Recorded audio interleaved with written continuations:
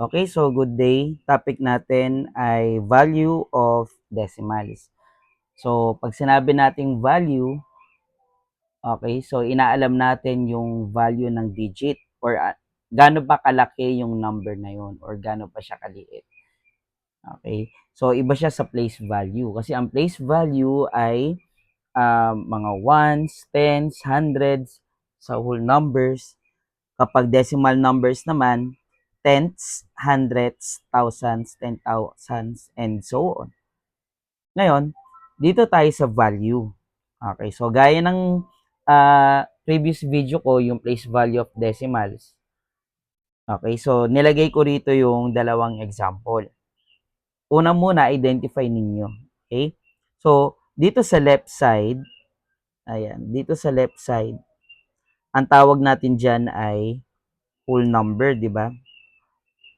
Then, dito sa other side, sa right side naman, ay tatawagin nating decimal number. Okay? So, una muna natin i-discuss itong whole number. Ano ba yung mga value ng digit? So, unahin natin dito. Ayan.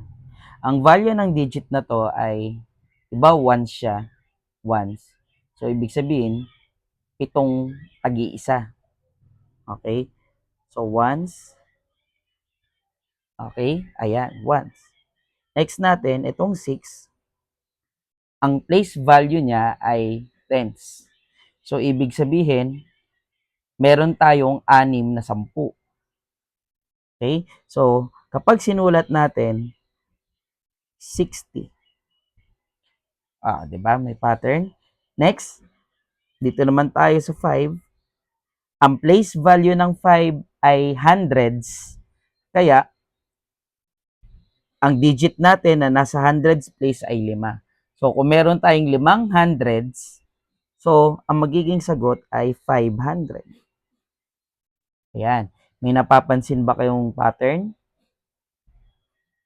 Okay. Ito ang pattern niya. So, una, susulat mo yung given or yung underline digit or yung digit na i-identify natin na value. So, halimbawa, itong 4, sulat ninyo. Then, lahat ng nasa right side niya ay gagawin yung 0. Okay? So, ang sagot, 4,000. Then, apply natin kanina. Anong place value ng 4 to? Anong place value ng 4? Diba, thousands? Pagsamahin natin, 4,000. Ayan, 4,000. Anong place value ng 5? Ba, 100? Hundreds, rather. Pero pag binasa natin, 500. Ayun. Okay, so madali lang, di ba, yung value ng digit. Next, we have, ayun, 3. Napakadali lang ng 3. Sulat mo yung 3, then bilangan natin kung ilan yung digits. 1, 2, 3, 4. 1, 2, 3, 4. And then dito naman sa 2, sulat mo yung 2. Then 1, 2, 3, 4, 5. 1, 2, 3, 4, 5. So 200,000 na siya. And last, ito, sulat mo yung 1. Then bilangin natin kung ilang 0. 1, 2, 3, 4, 5, 6. Okay? So 6 na 0. 1, 2, 3, 4, 5, 6. So yan yung mga value ng place na doon sa may whole numbers. So sa madali lang, kung mamadali natin or padadali natin, sulat mo lang yung digit, yung given digit. Tapos bilangan mo kung ilang numbers yung nasa right side niya and i-replace nyo as 0. Punta naman tayo sa kabila. Ito naman tayo sa decimal number. Okay? So ito yung decimal number. Anong pinagkaiba ng value ng decimal number sa place value? So ganito lang yan. Again, tens tayo, di ba? Ang place value ng 1, hindi siya katulad ng sa place value, yung ganito. Diba? Sulat mo yung 1, tapos 1, 2, 3, 4, 5, 6. 1, 2, 3, 4, 5, 6. Hindi siya ganyan. Okay? Hindi siya gano'n, 1, 1, 2, 3, 4, 5, 6. Hindi siya gano'n. Kundi ganito. Sulat mo yung 1, sulat mo yung 1, then, yung nandito, grade 5, kokopyahin nyo lang to, tapos gagawin nyo tong 0. Or maglalagay tayo lagi ng 0.0 sa unahan, or 0 point. Ayan. So, ang basa dito, 1/10. Next, we have ito, yung 2. Sulat mo yung 2. Then, gawin mong 0 lahat ng nasa kaliwa. Okay. Yung 1, gawin mong 0. Oh. Pero maglalagay pa rin tayo ng 0 point sa unahan. Ayan. Ganun siya. Maglalagay tayo lagi ng 0 point. Iba nga sabi ko sa previous lesson natin, video lesson, ang hundreds ay merong 2 decimal places. Tingnan nyo to. Tenths, hundreds. Tama, nasa hundreds siya. Ang tenths naman ay 1 decimal places lang. So ngayon, try nyo nga dito. Sulat nyo nga sa papel kung ano magiging value ng 3. Okay, check natin. Sulat mo yung 3, then bilang tayo, 1, 2, ayun, dalawang 0. At huwag kalimutan lagyan ng 0.0 sa unahan, or 0 point. Next natin, we have 4. Sulat mo yung 4, tapos bilang ulit tayo, 1, 2, 3, tatlong 0 na siya, 1, 2, 3, then maglalagay tayo ng 0.0. And last, okay, meron tayong pang, ano to, pang ilang example, 1, 2, 3, 4, 5, pang fifth example, hindi pala last. So, sulat mo lang yung 5, dadagdagan na lang natin to ng 0 kasi sunod-sunod lang naman, di ba?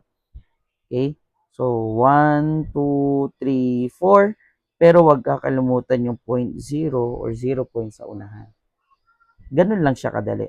So, sulat mo yung 6, ayan, di ba? So, 1, 2, 3, 4, 5. Then, lagay tayo ng 0.0. Okay. So, ayun na. 1, 2, 3, 4, 5. 1, 2, 3, 4, 5. Then, ito, kinopya lang. Okay. Sa number 7 naman, ganun pa rin. Sulat mo yung 7. Then, 6 na 0. Kasi ito na yung bilang. 1, 2, 3, 4, 5, 6. Then, 6 na 0. 1, 2, 3, 4, 5, 6. Then, lagay tayo ng 0.0 sa unahan. Ayan. So, habang lumalayo yung digit sa decimal point, mas lalong dumadami ang kanyang 0. Okay? Mas bumababa ang value ng digit. So, ayan. Pwede nyong i-pause, i-rewind, or tingnan kung paano kunin yung place, value ng digit. Kasi sa next slide, meron ako nakaandang tanong para sa inyo. Okay, bigyan ko kayo ng 3, then kapag na-review nyo na, pwede nyo nang i-play ulit. Okay, 1, 2, 3. Okay. So, tapos na tayo. Then, lagay natin dito. Grade 5. Ayan. So, ngayon, ang gagawin ninyo, kukunin ninyo yung mga value ng bawat digit. Ayan. So, meron tayong 1, 2, 3, 4, 5, 6, 7, 8, 9. Okay. Meron dyan dalawa. Kaya, ang unahin nyo muna ay whole number. Sunod ay decimal number. Okay? So, i-post nyo yung video. Then, sagutan ninyo. Again, kung dalawa, halimbawa, yung 9, dalawa, di ba? Unahin nyo muna yung whole number / decimal number. Okay? Bilang ulit tayo. Pagbilang ko ng 3, pakipost ang video. 1, 2, 3. Okay, pakipost.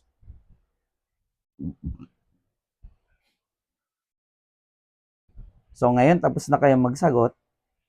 Check natin yung gawa mo. 1. Again, pang sagot natin ay pink para hindi tayo nalilito. So, kopyahin natin yung 1, then bilangan natin 1, 2, 3, 4. Ayun. 1, 2, 3, 4. Yung 2 naman, gamit tayo ng siguro orange. Sulat natin yung 2. Then, huwag kalimutan maglagay ng 0 point sa unahan.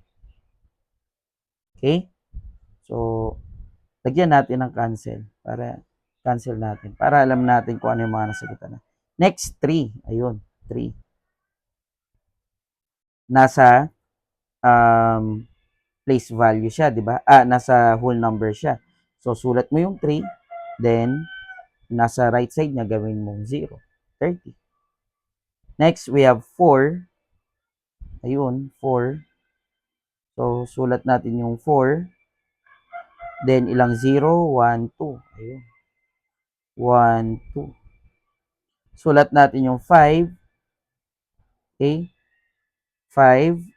Then, ilang 0? 1, 2, 3. Kasi 5,000 siya. 1, 2, 3. Punta tayo sa 6. Orange naman tayo. Kasi, ang 6 ay, ano tawag dito? Decimal number. So, sulat natin yung 6. Kailangan matuto kayo mag-adjust kasi kung dito kayo magsusulat, papangit na yung ating sagot. So, medyo, yano ninyo. Lalo na pag nagsasagot kayo sa papel. So, sulat nyo yung 6, then, 1, 2. So, 1, 2. Huwag kalimutan maglagay ng 0 point. We have 7. Okay? Ayan. 7. So, sulat natin 7. So, we have 1, 2, 3. Ayan. Tatlong 0. 1, 2, 3. Huwag kalimutan yung 0 point. Yung sinasabi ko. Okay, sorry. Ano pala? Dalawa pala yung sagot sa 7. Okay. So, usog lang natin yan. Okay. So, dito tayo. Dalawa yung 7 eh. Okay. Ito. So, anong value ng 7 na nauna? Meron tayong sulat, 7. Ito yung 7, di ba? 7. Ayan. So, isang 0 lang. Pero huwag kalimutan yung 0 point. Okay? Usog lang natin dito. Para hindi masyado nalalayo.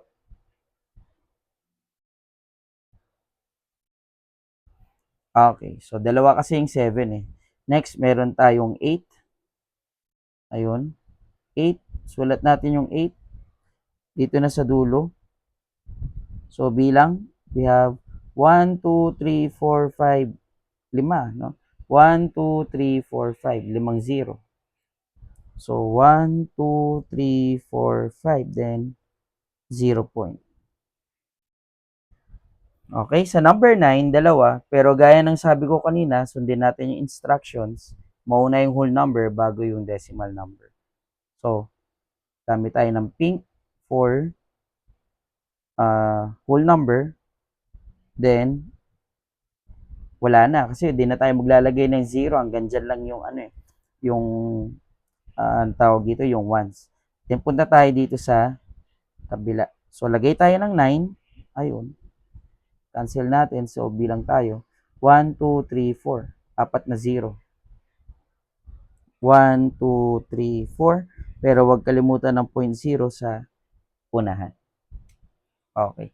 So yan yung value ng decimals as well as yung place value na rin ng whole numbers. Kasi dalawa silang tinuro. Okay, so yun lang. Sana makatulong sa inyo. Bye!